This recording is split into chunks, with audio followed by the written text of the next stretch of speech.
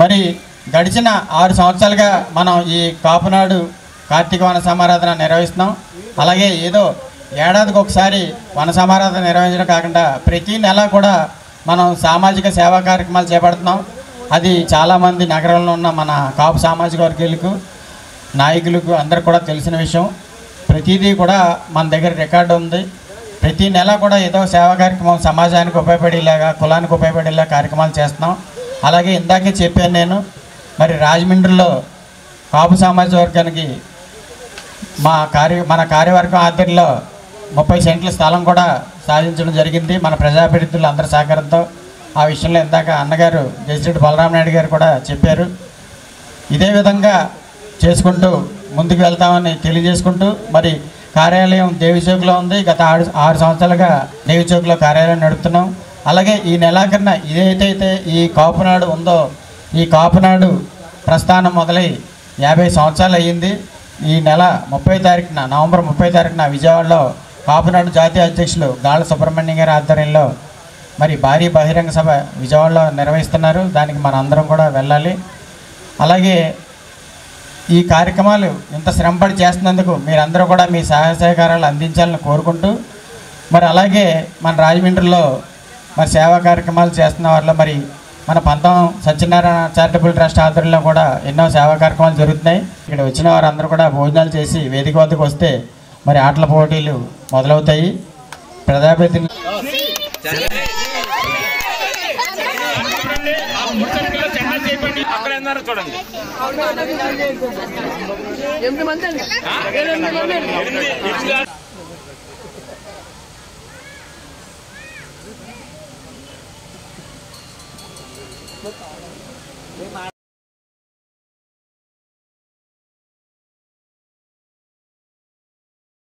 ఉద్యోగ, ఉపాధి, వ్యాపార అవకాశాల మీద చాలా దృష్టి తక్కువ పెడుతున్నారు.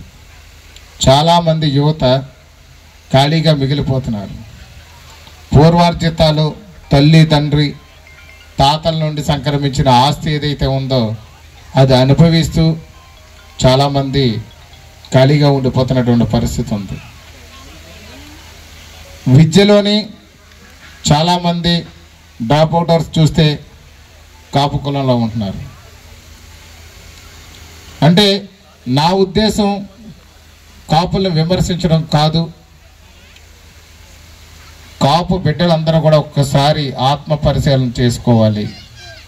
మనం ఏం చేస్తున్నాం, ఏమి సాధించాం అనేది బాగా ఆలోచించుకోవాల్సినటువంటి అవసరం ఉంది. చాలామంది యువతను నేను చూస్తున్నాను, చాలా విధాలుగా కూడా పాడైపోతున్నారు. దయచేసి ప్రతి ఒక్కరు కూడా దృష్టి పెట్టండి. ప్రయత్నం చేస్తే సాధించలేనిది ఏదీ లేదు. కష్టపడకుండా ఏదీ రాదు. కష్టపడాలి, బాధపడాలి, ఓర్చుకోవాలి, భరించాలి. ఖచ్చితంగా ఇవి చేసినప్పుడు మంచి భవిష్యత్తు వస్తుంది. చాలామంది ఏదో వస్తుంది అని అనుకుంటున్నారు. రాబోయే రోజుల్లో మనం అప్రమత్తంగా కానీ ఉండకపోతే అధిక పేద సామాజిక వర్గంగా కాపు సామాజిక వర్గం మారిపోద్దని చెప్పేసి ముందుగా నేను హెచ్చరిస్తున్నాను. నిజానికి నేను కులాలకు అతీతంగా పనిచేస్తాను. కుల నాయకుడిగా ఎప్పుడూ లేను. కానీ నేను పుట్టిన కులంలో యువతంతా కూడా సక్సెస్ రేట్ తక్కువ ఉందంటే మాత్రం భరించలేకపోతున్నాను. నా కోరిక మొన్న డిఎస్సిలో చూసినట్లయితే ఓసీలో కూడా కాపులు అనేది చూసేసరికి మన డిఎస్సిలో తక్కువ మంది సెలెక్ట్ అయ్యారు. లాస్ట్ గవర్నమెంట్ సచివాలయాల ఉద్యోగాల్లో కూడా అతి తక్కువ మంది సెలెక్ట్ అయ్యారు. నిరుద్యోగులుగా బయట ఉండిపోతున్నారు.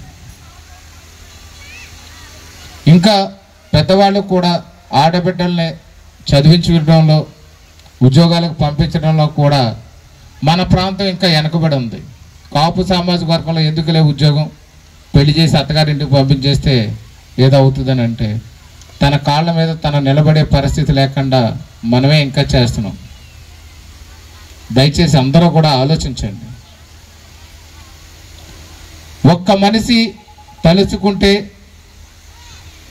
ఏమవుద్ది అనే దానికంటే కూడా ఎవరి కాళ్ళ నేను ఒక్కడనే తలుచుకుంటానంటే అందరిలోనే ఒక విప్లవంగా మారి అది అద్భుతమైనటువంటి ఫలితాలను ఇస్తుంది. పవన్ కళ్యాణ్ గారు అన్ని కులాలకి నాయకుడు, అన్ని కులాలకి ఆదర్శపాయనీయుడు. ఆయన కాపు కులంలో పుట్టినప్పుడు కూడా ఏ రోజు ఒక కులానికి అంకితమైనటువంటి వ్యక్తి కాదు. అలా అని చెప్పి ఆయన పుట్టిన కులానికి ద్రోహం చేయరు. ప్రత్యేకంగా వాళ్ళ కులం అభివృద్ధి చెందాలన్న ఆశతో కూడా ఉన్నారు ఆయన వారి యొక్క ఆశయ సాధనలో మేము కూడా కులాలను విమర్శించాం, కానీ పుట్టిన కులంలో బాగుండాలి, ప్రతి ఒక్కరూ సమాజం బాగుండాలి. మంచి సమాజ స్థాపన జరిగినప్పుడు అందులో కోపు సోదరి మనులందరూ భాగస్వాములు అయి ఉండాలి అనేది మాత్రం మా సంకల్పం. దయచేసి ప్రతి ఒక్కరూ కూడా అర్థం చేసుకోండి. సక్సెస్ అయిన వాళ్ళు ఎవరు మీకంటే ఎక్కడి నుంచో పుట్టిన వారు కాదు. ఇక్కడున్న వ్యక్తులందరికీ కూడా మరొకసారి చెప్తున్నాను, ఇక్కడున్న ఎక్కువ మంది పర్సంటేజ్లో అందరికంటే తక్కువ చదువుకున్నవాడిని నేను. ఇక్కడ పనిచేస్తున్న ఉద్యోగస్తులందరిలో చిన్న ఉద్యోగం చేసిన వాడిని. ఇక్కడ ఉన్న వాళ్ళందరికంటే కూడా వ్యవసాయం ఎక్కువ చేసిన వాడిని. కానీ తల్లిదండ్రుల మీద ఆధారపడకుండా, అత్తమామ మీద ఆధారపడకుండా నా కాళ్ళ మీద నేను బతకాలన్న ఒక ఆశయం పుట్టుకొచ్చినప్పుడు బ్రహ్మాండంగా నేనే 50,000 మందికి ఉద్యోగాలు ఇచ్చి నేను మంచి కంపెనీని రన్ చేశాను. ఒక సామాన్యమైన వ్యక్తిని నేను. ఉన్నటువంటి గ్రౌండ్ లెవెల్లో వాళ్ళు మార్పు వస్తుంది. ఒక మారుమూల పల్లెటూరులో పుట్టి హై స్కూల్ చదువు వరకు చదివి ఈవేళ ఎమ్మెల్యే స్థాయిలో మీ దగ్గర ఉన్నాను అని అంటే అది నాకు పూర్వీకులు ఇచ్చింది కాదు, లేకపోతే నేనేదో పెద్ద పెద్ద చదువులు చదివింది కాదు. పట్టుదలతో ఏ రంగాన్ని ఎంచుకుంటే ఆ రంగాన్ని ఖచ్చితంగా దాని అంతు చూడాలి, మనకంటూ ఒక మార్క్ ఏర్పడాలి, మనమంటూ ఒక చరిత్ర సృష్టించాలి అన్న కోరికతో నేను వచ్చాను. ప్రజలు ఆశీర్వదించారు కాబట్టి ఈరోజు ఎమ్మెల్యే అయ్యాను. ఎమ్మెల్యే కాకపోయినా నేను చేసిన ప్రతి రంగం, ఆధ్యాత్మిక రంగం ఎన్నుకున్నప్పుడు అందులో కూడా టాప్ పొజిషన్గా ఉన్నాను. వ్యాపార రంగం వెతుక్కున్నప్పుడు వ్యాపార రంగంలో కూడా గోదావరి జిల్లాలో టాప్ బిజినెస్ మ్యాన్ అయ్యాను. అంటే ఏ పని చేసినా ఒక కమిట్మెంట్తో చేస్తే ప్రతి ఒక్కరు సక్సెస్ అవుతారు.